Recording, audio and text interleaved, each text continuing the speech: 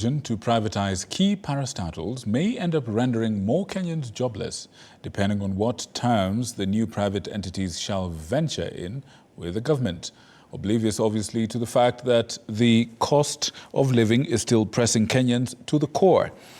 The National Treasury and Economic Planning Ministry has suggested that selling the Kenyatta National Conference, or rather Kenyatta International Convention Center, that is KICC, the Kenya Pipeline Company, KPC, and the new Kenya Cooperative Creameries, KCC, as some of the parastatals that will be put on the block.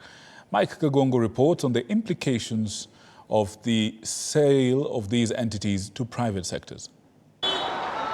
Just over a month after President William Ruto signed the privatization bill of 2023 into law, the government has selected 11 state corporations for sale.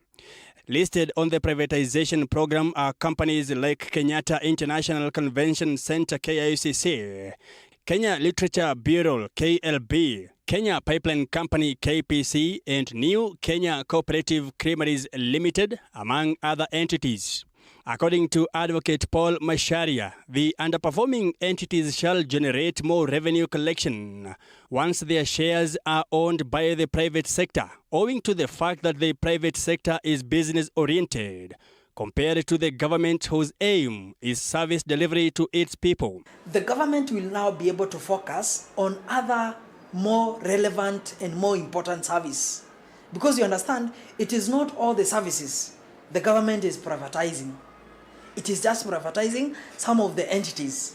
And those entities are the ones that offer services. However, this may lead to mass job losses amongst public parastatals upon privatization, occasioned by new terms of reference taken by private entities. The more the government has control over what is happening, the more spending it is.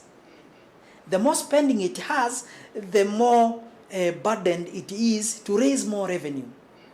And the more difficult is it for the government to even subsidize or to even chip in the services that are vital that it needs to intervene. President William Ruto has expressed his desire to revitalize the private sector and even mentioned that his government was looking for a buyer for Kenya Airways, which is currently experiencing difficulties.